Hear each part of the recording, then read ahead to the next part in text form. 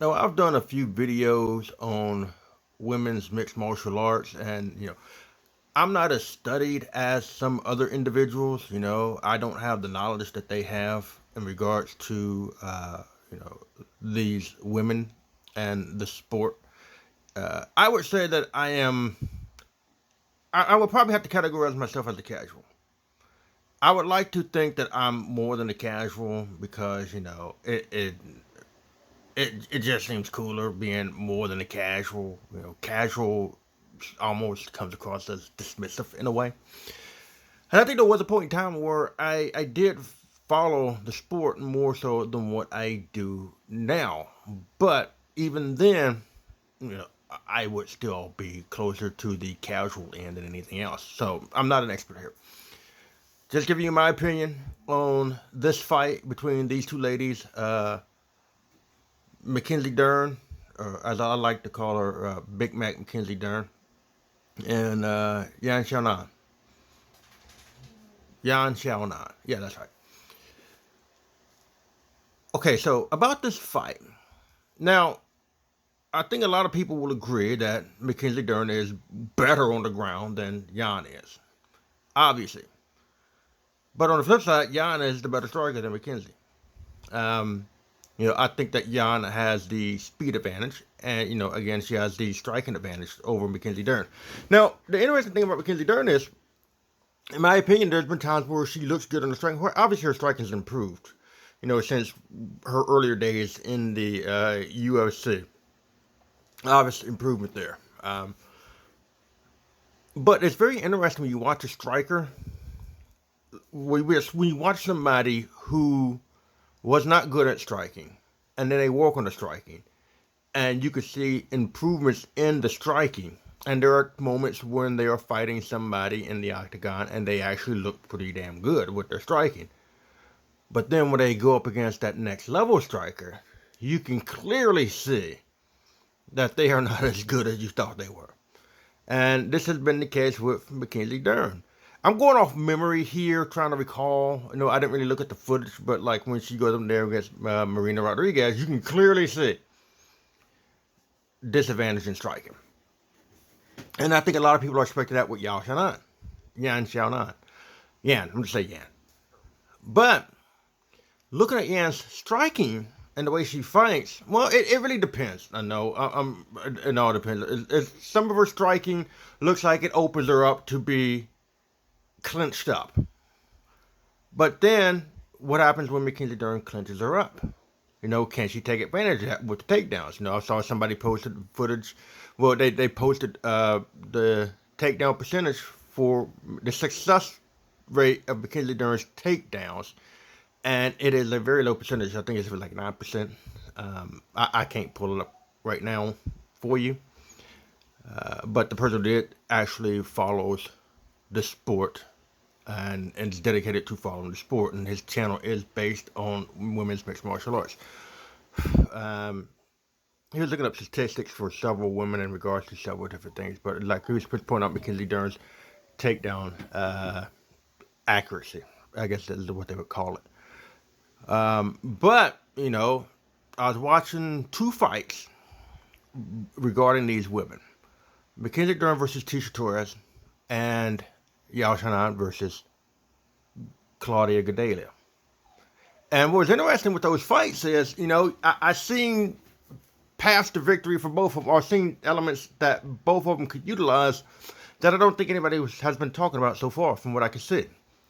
Now, with Yan, at one point she was utilizing the jab against Claudia.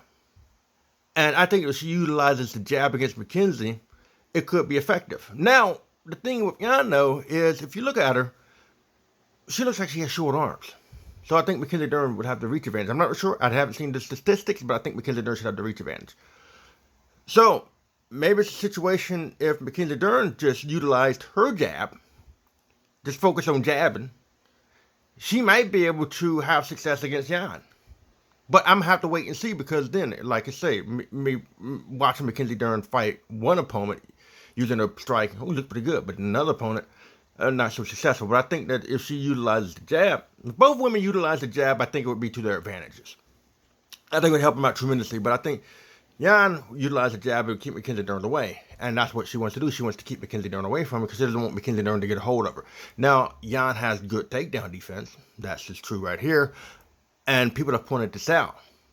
But I think the thing that, what I've noticed in the Tecia Torres fight, obviously, these things don't happen often. And it's not me saying that this is something that would guarantee for Mackenzie Dern. But really, all Mackenzie Dern has to do is get a hold of you. If she can get a hold of you and she can hold on to you and keep you from getting away, she doesn't necessarily have to take you down. Because in that Tecia Torres fight, she jumped the guard on Tecia Torres. She jumped up, wrapped her legs around Tecia. She looked like she was trying to go for maybe a flying armbar, but couldn't get up high enough. And when she jumped up, she was, standing while, well, she wasn't standing, but she was wrapped around Tecia Torres while Tecia Torres was forced to stand and hold her. And then she would look like she was going for, I believe, a Kimura. She was going for a Kimura while she was in the guard, while Tecia Torres was standing up. So if Mackenzie Dern can grab Yan and get a hold of her, she could implement something like this. So she doesn't necessarily need the takedown if she could just utilize this jiu-jitsu practice and just jump guard on her. So that's one element that Mackenzie Dern has, and I think that's something that maybe Yan would not expect. Now, on the other side, if Mackenzie Dern does get Yan down, it could be pretty interesting to me because in that Claudia Gadelha fight, Yan was very active off her back.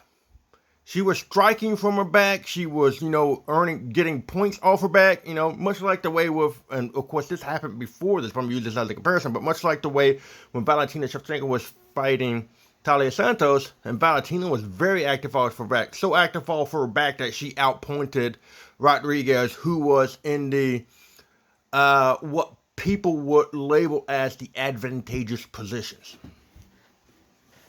So, Mackenzie Dern could get her down, but Yan's still going to be active off her back, striking, hitting, elbowing, stuff like this, while, simultaneously eventually trying to get back up. So that could pose an issue for Mackenzie, who, again, wants to get on the ground, wants to slap on the submission.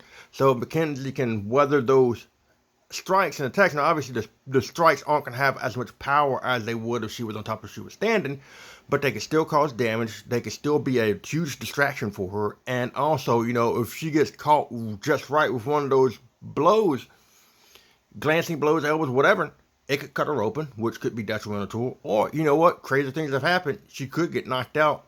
Wouldn't that be something? Her on top, Yan on the bottom. Yan knocks her out from the bottom. I think I've seen it once before. Someone on the bottom was throwing elbows and they ended up knocking out the person on top. Can't remember who it was. For some reason, I want to say Uriah Hall, but I don't think that's correct. But anyway, I think Yan's best chance in this fight, again, was probably just stick and move. Jab, jab, jab. A couple of kicks here and there. That sort of deal. Leg kicks, I think. Leg kicks utilized against Mackenzie Dern. Mackenzie Dern is very interesting when I watch her fight, too, because there are sometimes when she's striking, and sometimes I watch Mackenzie Dern when she's striking, she seems to get into a rush. She seems to strike, and then she seems to sort of like to start chasing after her opponents, and trying to land a strike or get a hold of them or something. And then there are other times, too, when I watch Mackenzie Dern fight, and, literally, the way she stumbles around, because I've seen her fight, and she gets hit and stuff, and it's not like the blows are powerful blows, but she'll either miss, or the opponent will hit her, or the opponent will, make contact, but, sort of check her, shove her, whatever the case may be. I cannot describe it clearly right now without rambling on for another 15 minutes about it. I'm just going to simply say, there are a lot of times when I'm watching Mackenzie Dern in the octagon, in exchanges, she looks like she's stumbling around drunk. And maybe that's a somewhat of a balance problem. I don't know. But to me, this is a very interesting fight. Obviously, it's one of those stylistic matches. And it's a situation to where, one would say that if Mackenzie Dern gets Yan on the ground, she's going to have the clear-cut advantage. But going back to the Marina Rodriguez matchup, they said the same thing in regards to that. And Mackenzie Dern was having trouble against Marina. Marina actually had Mackenzie Dern in trouble on the ground. Could Yan do that? Not sure. I don't think so. I don't think. I think it's just two different. Even though they're both strikers, I think it's two different animals here, in that regard. But you never know. Who do I think is going to win this fight? Well, I like both of these ladies. I'm a bigger fan of Mackenzie Dern, even though I would like for her to work on obvious weaknesses. Now, she's working on her striking. She needs to work more. Will she ever be the level of a Valentina Shevchenko? I'm really reaching for the stars with that one. No, she's never going to be that level. But she can still improve her striking. But the one thing that she really needs to work on is her takedown. She needs to work on takedown and wrestling. How is it that you're a grappler and your goal is to get people to the mat so you can submit them, but yet your takedown accuracy is low? It's lower compared to a lot of other women in the sport. That's one thing that she should be working on. She should be working on wrestling takedowns, single legs, double legs, high crotches, trips, all this other stuff, judo, stuff that she needs to be working on. Tie clinches and tie trips. Why isn't she working on this stuff? Is she? Maybe she is. Maybe it's a situation to where, she's just not mechanically built or programmed to be able to do these things. The reason why I say that, because I think that, obviously it's mixed martial arts. You want to be as well-rounded as possible. You want to know as many different styles as possible. But there are just, no matter how hard you train, there's sometimes you're just not going to be good in certain areas. Matt Hughes, going way back in the day, Matt Hughes was a good wrestler. Matt Hughes was a dominant wrestler, and that's how he won most of his matches, through his wrestling. But then, of course, he started working on his striking, and the striking didn't improve. But he never reached that level of elite strike because he just wasn't built that way. A lot of fighters are like this. Misha Tate's a good wrestler, but and her strike isn't improved, but she's never going to reach. But there's a benchmark for what she could do, and then you go with the opposite way, like with grappling. Some people may be great strikers, but then they try to learn grappling and they study and they train and they work on it. They work on the whole, but they just can't pick it up because it's just, maybe it's just something that's just not in their programming, or maybe their body types or their bodies just don't work well in regards to that specific area. So, but, she could still learn maybe some wrestling. And, so, and like the old school wrestling stuff, I'm not sure. I'm not a fighter. I don't train this stuff. I'm sitting there trying to give advice and say what needs to be done, what doesn't need to be done, and you can take it with a grain of salt in regards, just for as taking it from somebody who is a spectator or watching the sport. But I'm trying to figure, what is that? Is it like God, I can't think of how they do it.